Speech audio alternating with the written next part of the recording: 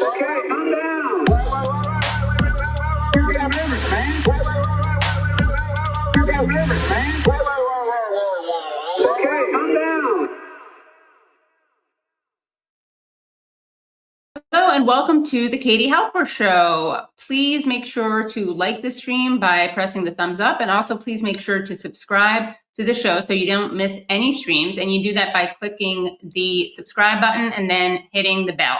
Also, please become Patreon supporters of the Katie Halper Show at patreon.com/the Katie Halper Show. Again, that's patreon.com/the Katie Halper Show. And when you do that at $5 a month, you get bonus content, including bonus interviews, extra interviews, and extended interviews. So literally hundreds of hours of extra content. It's definitely worth it if you ask me. And if you can't afford to do $5 a month and can only do $1 a month, $12 a year, that still helps us make the show happen. We literally couldn't do the show without your support on Patreon. So we're extremely grateful for that, for any support that you can give. On today's show, I talked to Haim Bresheeth Zabner, professor of media and cultural studies at University of East London, and then a professorial research associate at the School of Oriental and African Studies, SOAS.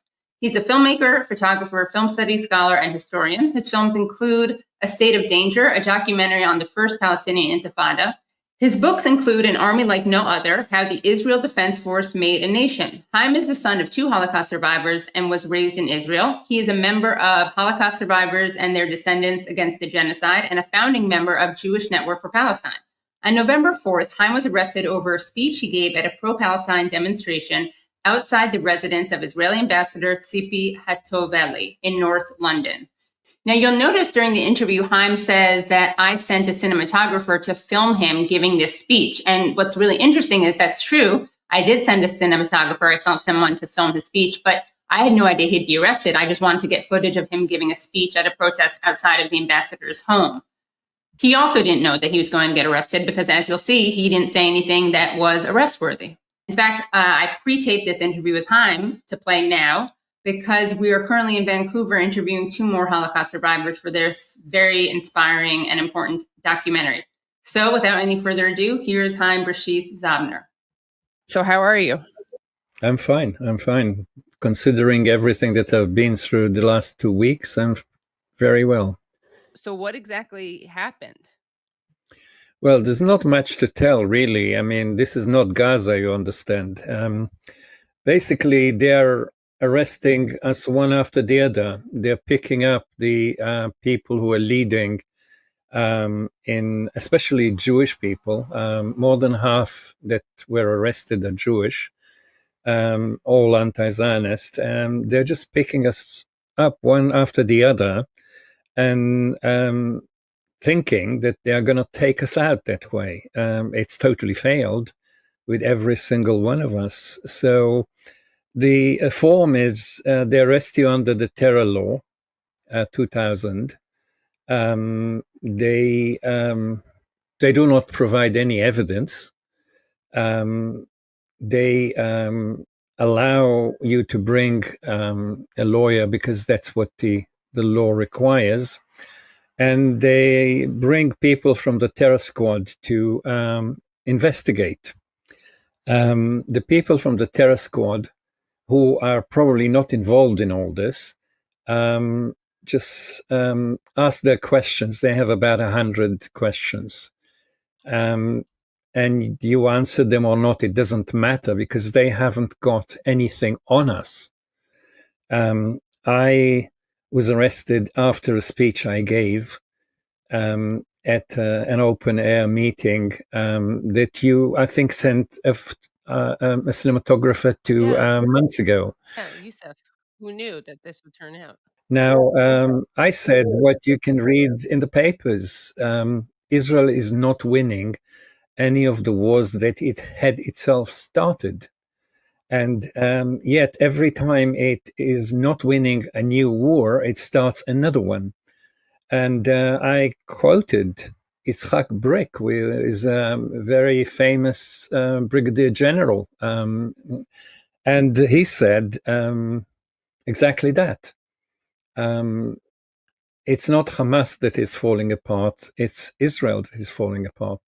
So to arrest me for saying that is nonsensical, of course, but still unpleasant and intimidating, and in my health situation, unheard of. However, after a few hours, they have to decide that they haven't got anything to throw at you. So they say, go home, leave your telephone here, and don't contact us. We'll call you. Yeah. And they hope that the CPS, the Criminal Prosecution Service, will find something against you. Well, the CPS will not find any more than they have, which is nothing. I refuse to leave my home behind, my phone behind, because this is the only method of the hospital telling me the hours of the daily treatment that I'm getting against the cancer. So I might as well stop the treatment if they take my phone away. So I said that to them, and I said, well, leave me here. If that's your best offer, I'll stay here, because I can't go to the hospital without my phone. So they had a conflab, and they said, okay, take your phone, you bloody-headed anti-Zionist Jew, So here we are. Immediately after my arrest, they arrested Natalie Strecker, who is a very good friend, an excellent activist, a peace activist for most of her life. Wouldn't hurt a fly, and she has joined the line, the ranks of the terrorists. Actually, tonight there is a meeting of all the terrorists apart from me, and people are speaking about their experiences. They have managed to silence no one. They have managed to frighten no one. So they are obviously not working out like the Israelis. The Israelis do everything, and if it didn't work, they use more force. So this is what the British police is now doing. If arrested one didn't work, let's arrest 10. And if arresting 10 didn't work, well, let's go to 20. And this is continuing from week to week. So what did they claim that you did that was terrorist? They claimed that I supported Hamas, Hezbollah, and the Houthis by saying that Israel is not winning against Hamas, Hezbollah, and the Houthis. I actually said something which is a fact. And they took that fact to be acting against, acting to support those organizations. They can't prove that. It's nonsensical. They will have to arrest half the media who report the failures of Israel. Israel is failing. Israel is failing in every single aspect of life. Israel is failing. Give me another country that both the ICC and ICJ have acted against in this manner. At the same time that the UN tries to stop the genocide, and the US is vetoing it every single time. Israel is a failed state. It is actually on the way out. I don't think it'll be out the next week or the next month, or maybe even the next year, but it's on the way out as a society. It is failing to act as a human society. So apparently we're not allowed to say this. We will continue to say what happens. We will continue to analyze what is going on. And you, of course, are not the only person who's been arrested, right? I mean, there's been Asa Winstanley, Tony, Sarah Wilkinson, Yael Khan, Richard Medhurst, Craig, I mean, this is just growing from week to week. And here we are now talking about the well-known people, let's say, that have, a following, and that whose arrest actually makes waves. They arrest Palestinian activists all the time. And we never hear about it. yeah, we don't hear about it, and they're still there. So what is going on is just a crime, because what they're doing is they're undermining the legality of the legislation by abusing it for political means. Obviously, they are not confused. They don't think that any judge can hold me or anyone else on this nonsense. But they can, basically drive us crazy, notch up expenses, get us worried. We have to use legal advice. This is all just, it's illegal.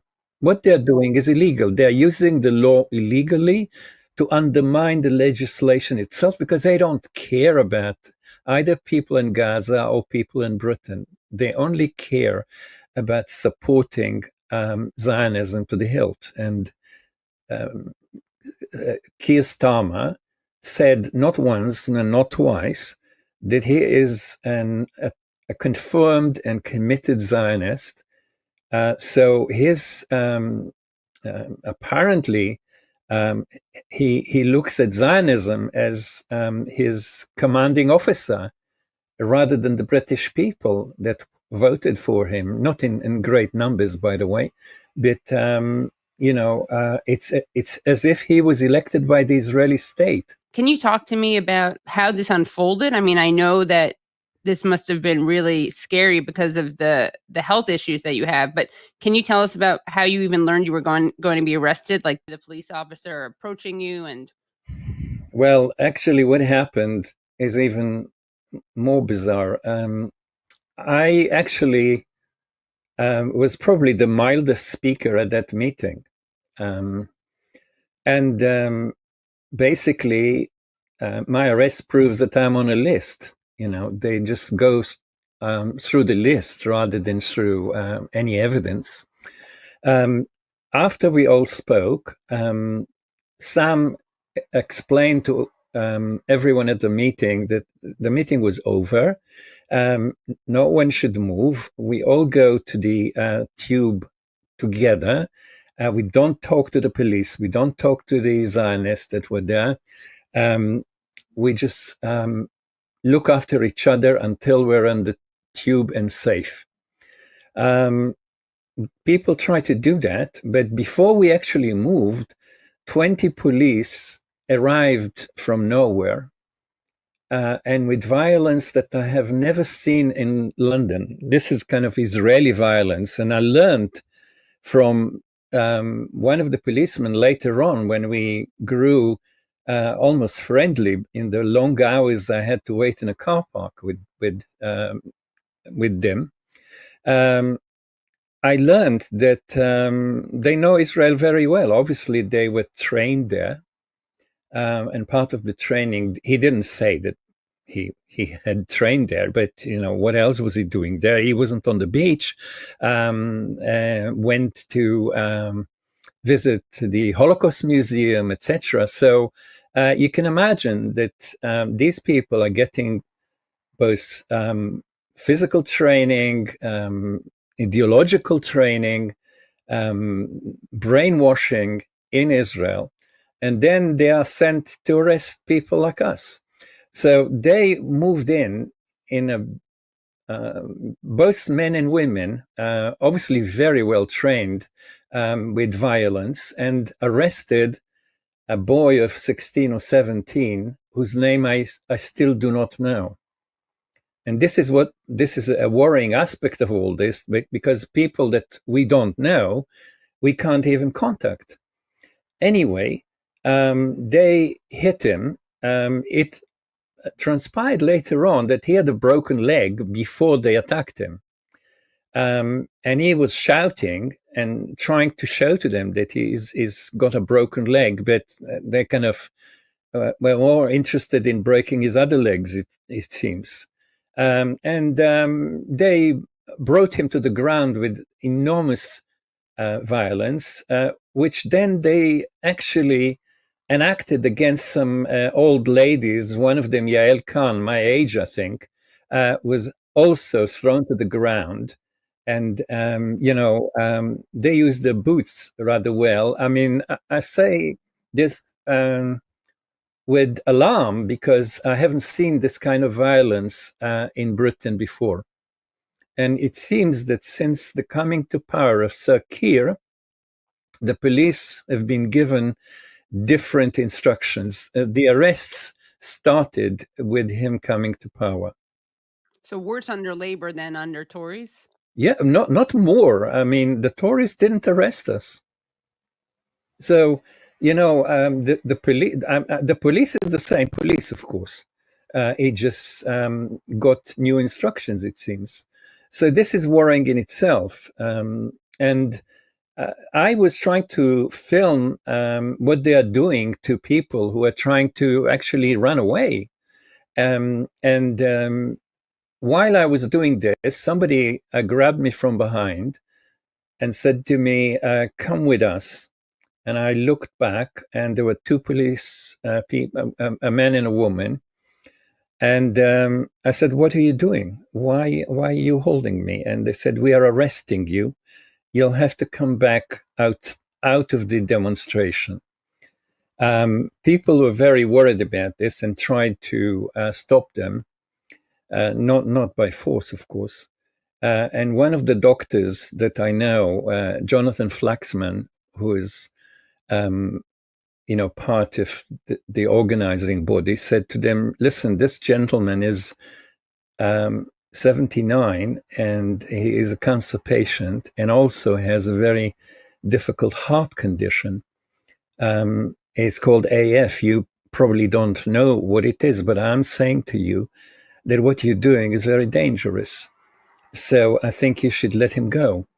And they didn't even react to this. It didn't make the slightest difference. And in the end, they said to me, "Are you coming, or are we going to tie your hands?" And I thought I better come rather than make a case of resisting. And I said to him, They were going to handcuff you? "Yeah, sure." That was your option?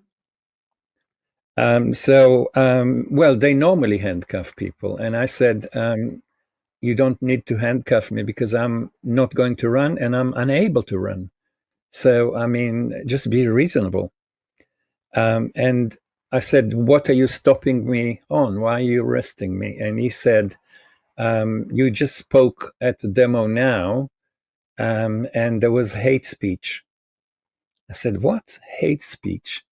I didn't, I mean, nobody in this demo used hate speech. What are you talking about? We're Jews speaking about something that we know very well about. And he went and had a lot of phone calls while other people, stood guard over me, and people around us filmed the whole thing and tried to get me out. And he then came back and he said, "We're arresting you under the Terror Act 2000, which is like saying, I'm arresting you for, smirking at me, and then changing it to I'm arresting you for murder, because the Terror Act, they can have you in for 14 years. So I said, what is this, a joke? You telling me I'm a terrorist? And he said, all will be explained in the station, which actually is not right, because he should tell me what he's arresting me for. But, what can you do? And it took about between 2.5 to 3 hours until I was actually arrested officially at the station, because they held me in a car park for about 2 hours in the chill. What was their excuse for that?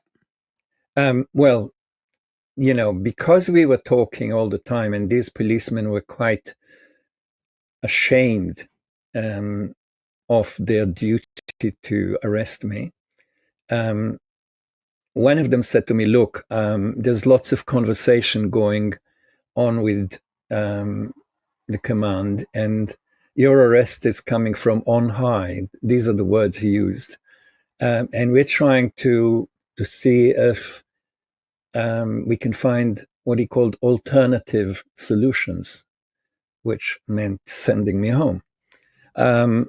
I understood his difficulty in speaking more clearly, but I understood exactly what he meant, and he made sure that I understood. And during all this, I heard the story about being in Israel and the Holocaust Museum. I said to them, you will not break me, because, my father was in Nazi concentration camps and they didn't break him. So you definitely will not break me. So then he told me, yeah, it's very interesting. I was in the Holocaust Museum in Israel, very interesting and so on. Now, what the function of this was, I'm not sure, but probably to befriend or to kind of have him on my side. And he meant Vad Yashem? Yeah. He didn't remember the name, but he said the Holocaust Museum in Israel. These conversations took place, and we waited and waited and waited. I was offered a glass of water, and that was it. It was quite cold, unpleasant, but nothing that you can't live through. And in the end, they brought me in, and the sergeant was very jolly, and he said, we are arresting, blah, blah. And I said, why are you arresting me? I heard that. Why are you arresting me? For what? What have I done? And he said, arresting officer, please provide your... Yeah. So the arresting officer the arresting officer receives from his colleague a piece of paper that small, believe me. And on that piece of paper, there are 3 words, which he hasn't written, so he doesn't know how to read it. So he hands it back to the woman who gave it to him, and she has a problem reading it, so she hasn't written it. And in the end, they, with combined effort, read the word Hezbollah, Hamas, and the Houthis. Of course, they don't say it correctly.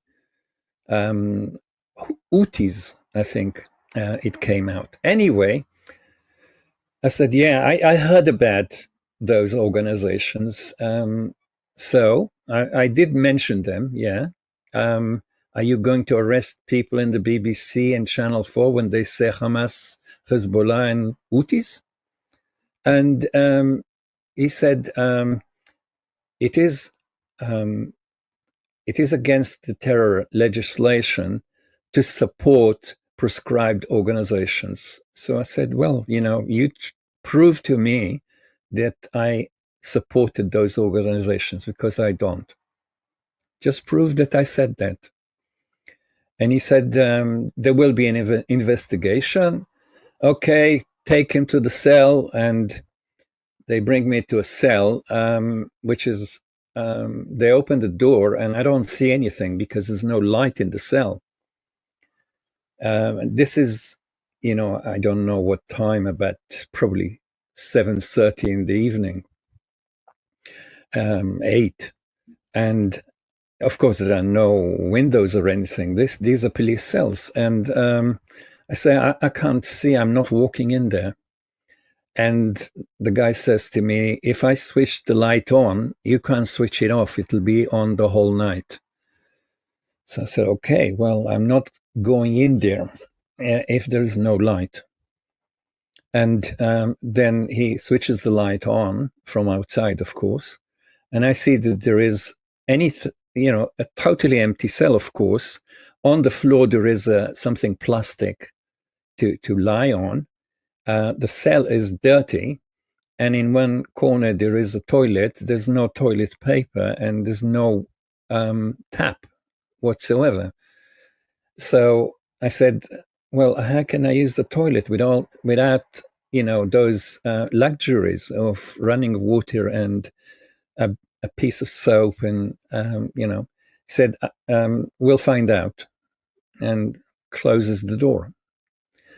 And then, of course, they come and look at you through the tiny bit of, it's not a window, it's, so they look at you every hour, and they do it by lifting the flap, saying bye, lowering it down. And this is supposed to be a check. Now, that's your chance to say something, because otherwise, and I said, at the second attempt, I was waiting at the door. And when they did that, I said, I need to get my medications for the evening. They kept me without the medications until 1 o'clock in the morning, when I started complaining more, clearly, because I didn't like that. This was a punishment that's not written anywhere. Can you explain what they did with the medication? I just think it's important for people to see. They took everything from me. I didn't have the medication on me because I don't go to demonstrations with the medication. I take them at home. For the cancer or for the AFib? For the AF. Okay. So these are heart medications. And I said to them, you can't keep me without my medications here. It's illegal. So they sent 2 policemen to take the medications from Yosefa at home.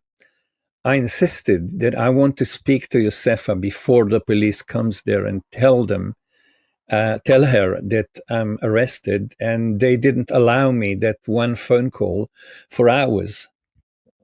In the end, they allowed me to speak to her just before the police arrived. Otherwise, God knows what she would have thought. Right. I mean, she would have just opened the door to police without having any warning. Exactly. Now, basically, they had the medications quite a short time after I was in the station, but they wouldn't give it to me. And the claim was that the medication has to be given to me by a nurse. And the nurse is busy. I don't know with what. I saw the nurse before I was chucked in the cell, and she was busy coating her fingernails. So, it went on this like until 1 o'clock in the morning, because they said to me, when do you need to take the medication? I said between 8 and 9. So they disregarded this. And at about 12 o'clock, I became vocal. And I said, I need to take my medications. This is, I don't need to explain to you why. And by 1 o'clock, I was allowed to take the medication. She wouldn't give me the pack, but she would only give me 1 pill at a time. I mean, the whole thing is a show, it's nonsensical. How did Yosefa react when you called her? Well, Yosefa was quite shocked, but she knew, and we did discuss this, and she knew that my profile is such that they're likely to try that on me as well. And because I'm ill and elderly, they might think that'll be enough to silence me. So we agreed that, what we need is a solicitor. And we got in touch with a solicitor, and he agreed to come when necessary. So when she phoned him, he agreed to come immediately, but they didn't answer his phone calls for 3 hours. So in the end, he sent them a message, I don't know how, and they ended up phoning him. And so I was invited for an interview at 4 or 5 in the morning. I don't remember the exact hour. And when I sat down, and they give you about a few minutes with the solicitor to write your statement, he said to me, before we start, I showed it to the lady that is the lead investigator. I showed her the accusations and said to her, "What's in it? I don't see anything here." And she said, "Neither do I." So, okay, so we don't need to worry, he said, because they're going to let you go because there's nothing in it. But they'll give you a hard time. And if you start answering all the questions, we'll be here until kingdom come. And the one thing you don't want to indicate is that you're tired and weak, because then they will keep you for much longer.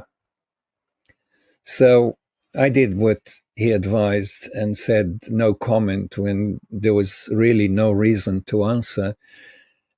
But then I got halfway through so irate.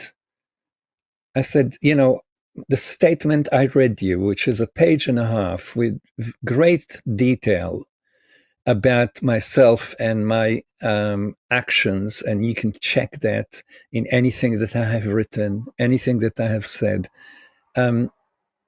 I don't feel that I need to answer those nonsense questions. But when you go that far and ask me for the third time a question that is slightly different, but basically it's the same question, I have to say to you, this is total nonsense. I don't like the way this is going. And of course, they said to me, we're just only doing our job. We have a list of questions. And we're going to ask them whatever you say. So on it went. I don't know how long it went, but it went for a long time. And in the end, they said, we're not going to charge you. We're going to refer it to the CPS, and they will decide. And then there was this argument about the phone, and we agreed to part as friends, and I got my phone. And so this is how they treat someone who's 79, has cancer, a heart condition, is the son of Holocaust survivors, is Israeli Jewish. Sure. I mean, how they would treat a Palestinian. You can just imagine. Yeah, you can just imagine what a Palestinian will have to face when they are brought in under the Terror Act. And they're not, like, say, high profile. Like you have a high following, like as you've alluded to, and you're part of these organizations. And yeah, I mean, it's just what they did to you is horrible. So I can't even imagine. The Palestinians probably will have to agree to the lawyer that they provide from the police station, which is basically a stooge. And God knows what they will have to face. They will not be sent home. They will not be given their phone. Even what they do to the Palestinians is not Gaza. But actually, this is not Britain. That's my point. This is not a democracy when the terror law is used for purposes of punishing people by arresting them. This is abuse of the police. This is abuse of the law. This is abuse of our rights. And it undermines the rule of law, not just in Britain, but everywhere, because now this has become the standard way that Americans, European, Australian, Canadian, in other words, the West is dealing with what they consider enemies of Israel. Supporters of Palestinian rights are enemies of Israel, or critics of Israel, whatever way you want to word it. I'm definitely not a friend of Israel. I'm criticizing Israel for 55 years, if I remember correctly, for its inhuman behavior, and I will continue to do so. This is what they are doing. This is undermining the rights of people in the West, not just in Palestine. Forget about their support for Palestine. We understand that they will break any law in order to support Israel in Gaza, which, of course, is supporting genocide, which in itself is, against the Genocide Convention. So Keir Starmer, I hope, will find himself in the ICC together with Netanyahu. I doubt very much that either of them will be there because, justice is not happening on this earth, but only in heaven. But this is what they're doing. They're actually undermining international law and the local law in their criminal support of criminal Israel. Yeah, and since we last spoke, obviously Trump won the elections here in the States, and the ICC announced its arrest warrants of Netanyahu and Gallant. What are your thoughts on that? Well, I think every time that either the ICC or ICJ or the UN or the rapporteurs, the different rapporteurs, especially Francesca Albanese, the most amazing of them all, every time that a decision is passed against Israel, it's another rung on the way down for the Zionist project.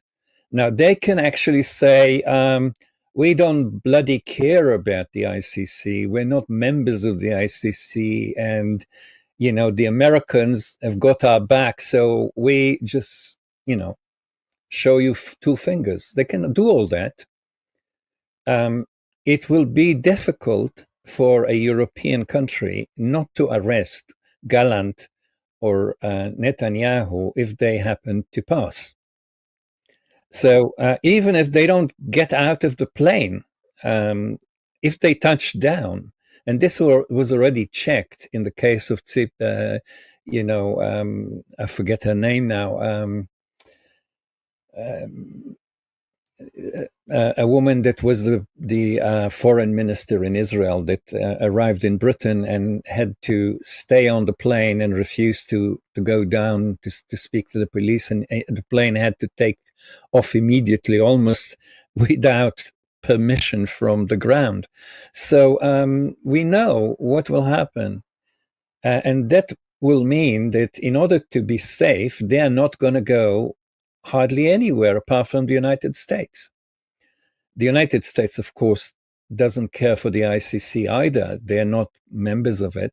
But 124 members of the UN, including all the other countries of the West. And Micronesia. They can travel in Micronesia, I guess. Yeah, Micronesia, the famous empire supporting Israel, indeed. Yeah, I mean, all the Micronesians stood up on the roof and supported Israel. I mean, this is incredible that they treat it as a non-event, because these are serious events.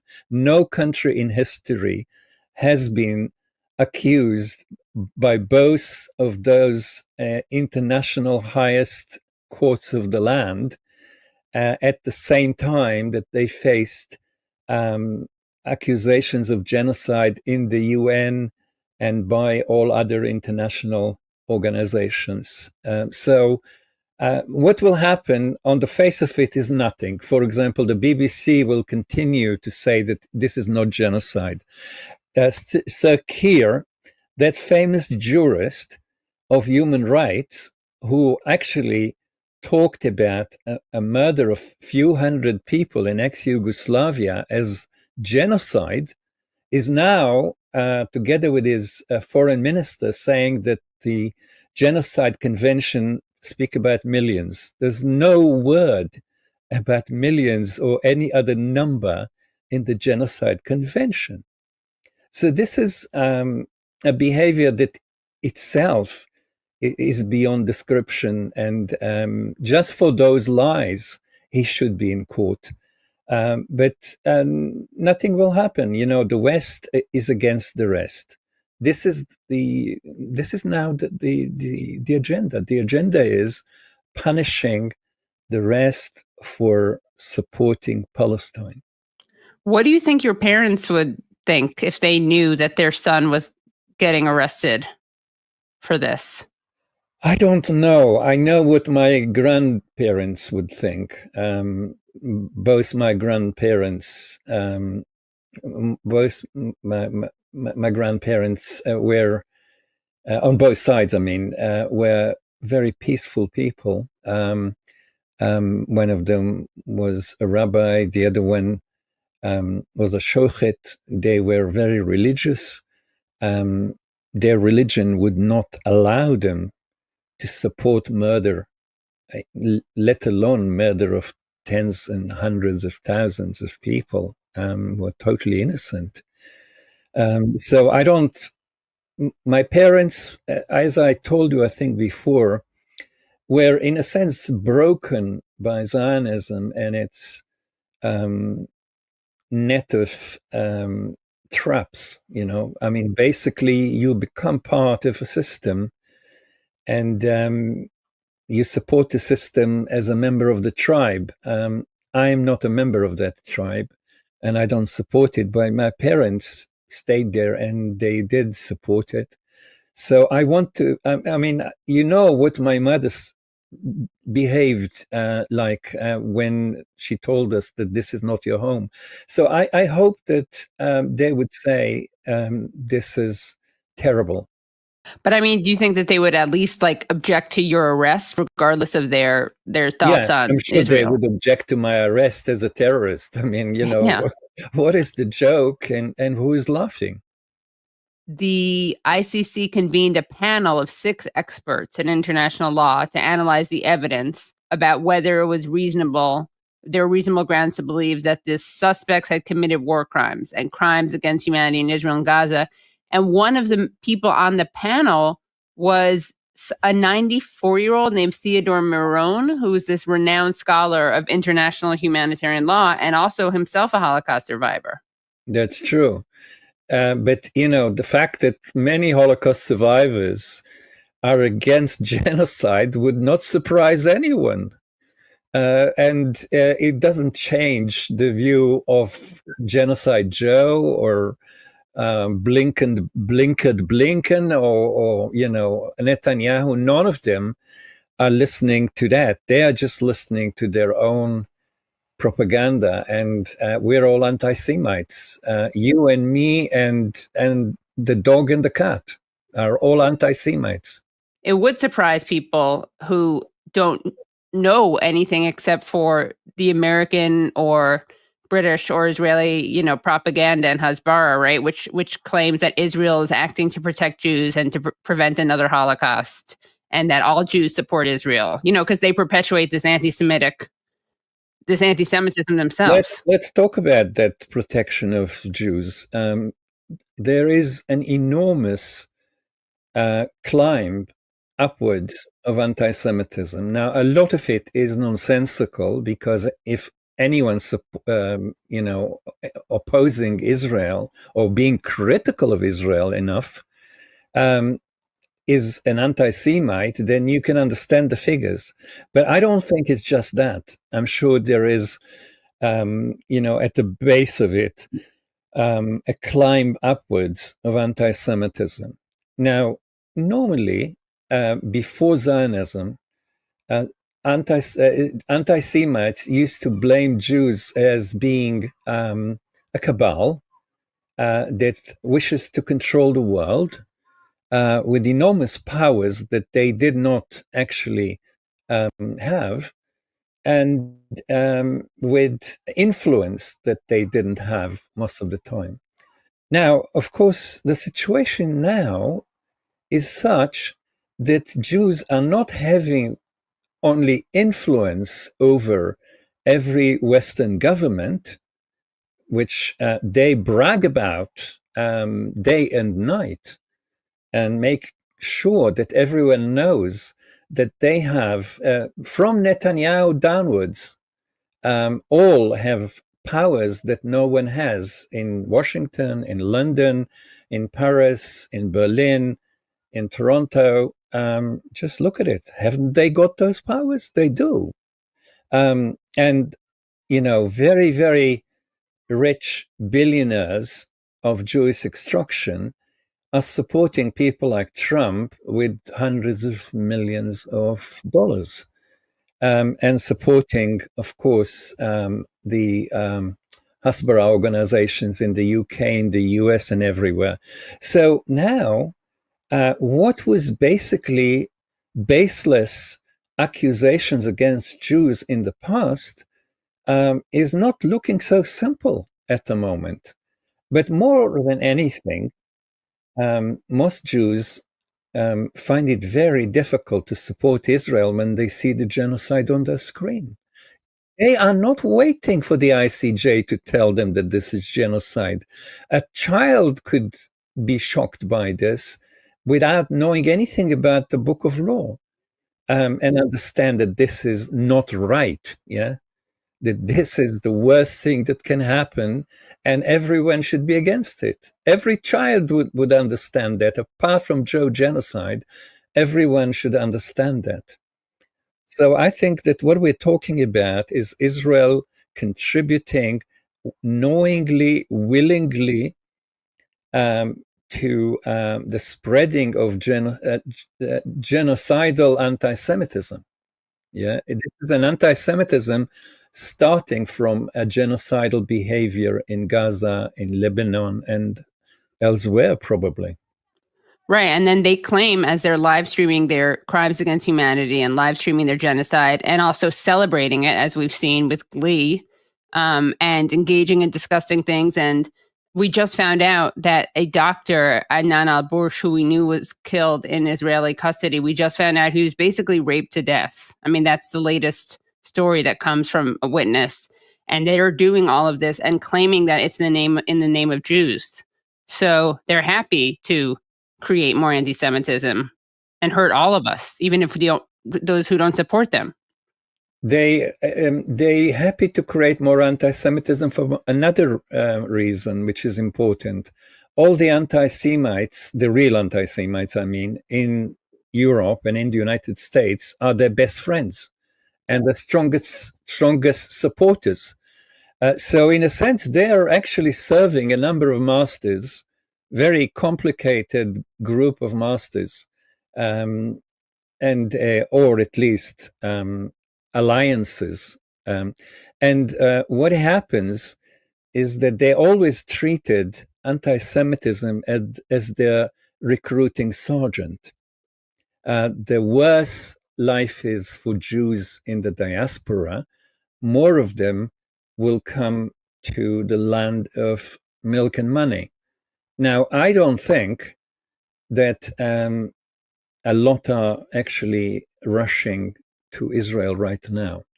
There are indeed thousands of men who went to join the genociders in Gaza.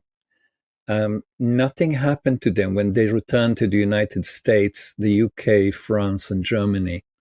So real genocide is not punished in those countries. Those people should actually be in the ICC. Instead, they are hosting meetings at which they are actually bragging about their courage of killing women and children, while me and others are arrested as terrorists when we try to tell people what is happening and what they are actually reading already on the news, but they do not understand. So for standing against genocide, you will be arrested. For doing genocide, you'll be honored. I know that you have to run because you have radiation.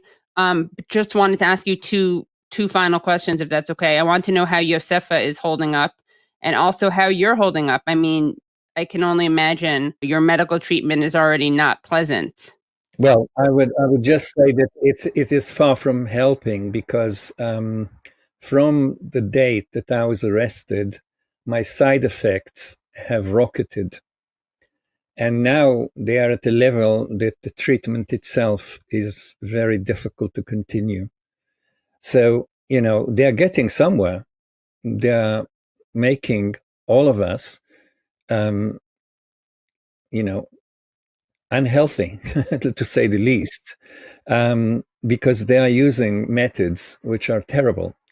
Basically, the side effects are normal for radiation treatment, but they are not normal at the stage that I am, and at the in a sense, the level that I'm facing is too early and too high, and it is making the treatment almost impossible. I mean, yesterday, instead of staying under the machine for 20 minutes, I was there for 2.5 hours because they could not actually carry out the treatment. So there's no point in me changing my views because they wouldn't take that as real. They know, and I know that I'm not going to change. So this is the treatment which is meted out to those of us who are stupid enough to stand up against genocide. Yosefa is bearing up. She sent her regards to you. She is following your work and with great admiration. But we know where we are. We are not going to turn back, neither of us or the others. So no, it is not fun. It is not good. And it is not helping me or anybody else. I spoke to Natalie Strecker, and she was, in a state, but she said immediately, don't worry about me. I will get through it. I'm not going to silence myself, and they will not silence me. And everyone else is saying the same. And while we are speaking, or a bit later, there will be a meeting of 8 people that we are organizing, that unfortunately I'm missing from because of my treatment, that are going to tell the police and the Zionist leadership of Britain that it's not working and they should stop doing it because it's illegal and it's immoral. Well, I'm so sorry. I mean, I'm very inspired, obviously, by you and your perseverance, but it's so unfair. Well, it is unfair, but the main thing is, look at Gaza. I know, of course. I say to people, don't please spend too much time on this, because what we need to do is, this is why we are arrested, because we talk about that which shouldn't be talked about, and we should talk about it all the time. Well, thank you so much, Haim, and definitely keep in touch and let me know if there's anything we can do. And just continue what you're doing. It's good. Thanks so much for watching The Katie Halper Show. Please do subscribe to The Katie Halper Show by hitting subscribe and then hitting the bell. Also, please do like the stream. That helps a lot get more views and spread the word about the important interviews that we're doing with people like Haim, and it helps get Haim's story out there. Also, please do become Patreon supporters at patreon.com/The Katie Halper Show. Again, that's patreon.com/The Katie Halper Show. And if you do that at $5 a month, you get great bonus content. If you can only afford $1 a month, that's $12 a year. That's also really helpful because we literally could not do the show without your support. Thank you so much for everything, and we will see you next week. Bye. Okay, calm down. Give limits, man. Give limits, man.